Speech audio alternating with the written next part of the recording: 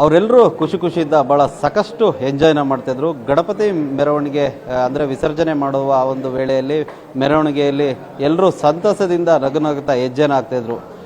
ಜವರಾಯರ ರೂಪದಲ್ಲಿ ಬಂದಂಥ ಟ್ರಕ್ ಸುಮಾರು 9 ಜನಗಳನ್ನು ಈಗಾಗಲೇ ಬಲಿ ತೆಗೆದುಕೊಂಡಿದೆ. ಸುಮಾರು 25ಕ್ಕೂ ಹೆಚ್ಚು ಮಂದಿಗೆ ಗಾಯಗಳಾಗಿದ್ದು, ಸುಮಾರು ಅದರಲ್ಲೂ 15ಕ್ಕೂ ಹೆಚ್ಚು ಮಂದಿಗೆ ತೀವ್ರ ಗಾಯಗಳಾಗಿದ್ದು, ಈಗ ನಾವೀಗ ಆ ಗಾಯಾಳುಗಳ ಏನು ಚಿಕಿತ್ಸೆ ಪಡೆದರೆ ಆ ಒಂದು ವಾರ್ಡ್ನಲ್ಲಿದ್ದೀವಿ.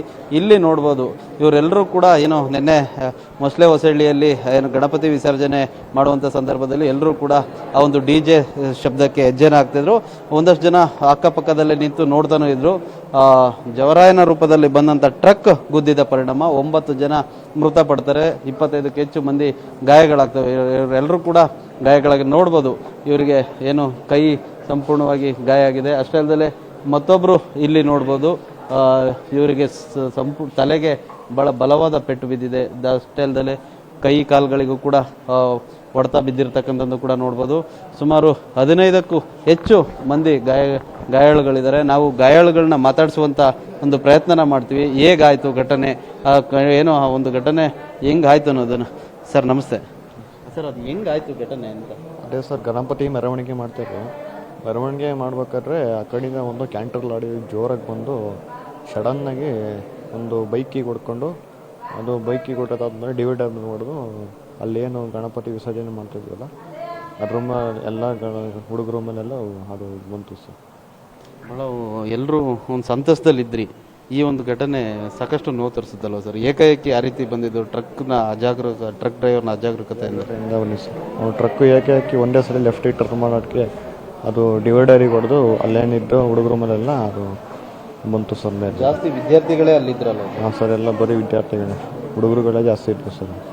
ಈಗ ಏನು ಹೇಳಿ ಸರ್, ಡಾಕ್ಟ್ರ್ ಏನು ಹೇಳಿದ್ರು ನಿಮಗೆ? ಏನಂದ್ರೆ ಸ್ವಲ್ಪ ಇದು ಎಡಗೈ ಸ್ವಲ್ಪ ಫ್ರ್ಯಾಕ್ಚರ್ ಆಗಿದೆ. ಸ್ವಲ್ಪ ಮಂಡಿ ಕೈಗಳೆಲ್ಲ ಸ್ವಲ್ಪ ಗಾಡಿ ಕೆಳಗಡೆ ಉಚ್ಕ ಬಂದ್ವಲ್ಲ ಸರ್, ಅದು ಸ್ವಲ್ಪ ಇದಾಗಿದೆ, ಗಾಯ ಆಗಿದೆ ಅಂತ ಹೇಳಿದ್ದಾರೆ. ನೀವು ಆ ಟ್ರಕ್ ಬಂದಾಗ ಎಲ್ಲಿ ನಿಂತಿದ್ರಿ ಸರ್? ನಿಂತಿದ್ರ ಅಥವಾ ನೀವೇನಾದ್ರೂ ಅವ್ರ ಜೊತೆ ಸೇರ್ಕೊಂಡು ಡ್ಯಾನ್ಸ್ ಅಲ್ಲೇ ಡ್ಯಾನ್ಸ್ ಮಾಡೋ ಜಾಗದಲ್ಲಿ ನಿಂತಿದ್ದೆ ನಾನು. ಅದು ಜೋರಾಗಿ ಒಂದೇ ಸಲ ಬಂದಿದ್ದು. ಅದು ಸುಮಾರು ಒಂದು 5ರಿಂದ 6 ಜನಕ್ಕೆ ಅದು ಗಾಡಿ ಕೆಳಗಡೆ ಸಿಗಾಕೊಂಡು ನಾವೆಲ್ಲ. ಇದಿಷ್ಟು ಗಾಯಾಳುವ್ರ ಮಾತು. ಮತ್ತೊಬ್ಬರು ಗಾಯಾಳುಗಳನ್ನ ಮಾತಾಡಿಸುವಂಥ ಇವರು ಕೂಡ ವಿದ್ಯಾರ್ಥಿ ಇದ್ದಾರೆ. ಅವ್ರಿಗೂ ಕೂಡ ಸಾಕಷ್ಟು ಪೆಟ್ಟುಗಳಾಗಿದೆ ನೋಡ್ಬೋದು. ಇಲ್ಲಿ ಎಲ್ಲರೂ ಕೂಡ ಈ ಒಂದು ಘಟನೆಯಲ್ಲಿ ವಿದ್ಯಾರ್ಥಿಗಳಿಗೆ ಜಾಸ್ತಿ ಪೆಟ್ಟಾಗಿರ್ತಕ್ಕಂಥದ್ದು. ವಿದ್ಯಾರ್ಥಿಗಳನ್ನ ಮಾತಾಡಿಸುವಂತಹ ಕೆಲಸನ ಮಾಡೋಣ. ಅವರು ಏನು ಓದ್ತಾ ಇದ್ರು, ಏನು ಎತ್ತ ಅಂದು. ಸರ್ ನೀವೇನು ಓದ್ತಾ ಇದ್ರಿ? ನಾವು ಸಿವಿಲ್ ಇಂಜಿನಿಯರಿಂಗ್ ಸ್ಟೂಡೆಂಟ್.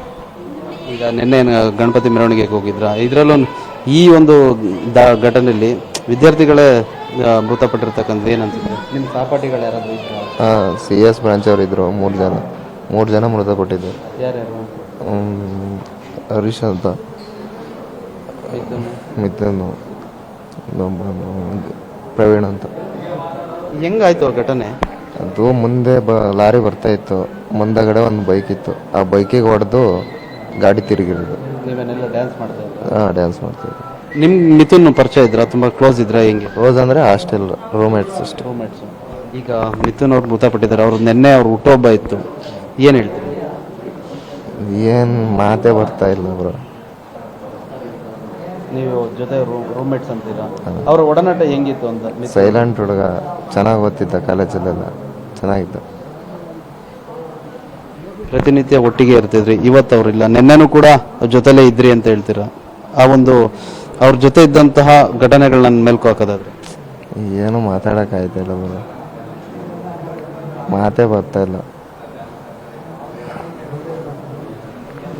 ಇದು ಏನೋ ಮಿಥುನ್ ಸ್ನೇಹಿತರ ಮಾತು. ಅಷ್ಟೇ ಅಲ್ಲದೆ ಗಾಯಾಳುಗಳ ಮಾತು ಕೂಡ ಆಗಿರ್ತಕ್ಕಂಥದ್ದು. ಅಂದರೆ ಆ ಒಂದು ಘಟನೆ ನಿಜಕ್ಕೂ ಹೆಂಗಾಯ್ತು ಅಂತ ಊಹೆ ಮಾಡೋಕ್ಕೂ ಕೂಡ ಆಗಲ್ಲ ಅನ್ನೋ ಒಂದು ಮಾತುಗಳನ್ನು ಕೂಡ ಹೇಳ್ತಾ ಇರ್ತಕ್ಕಂಥದ್ದು.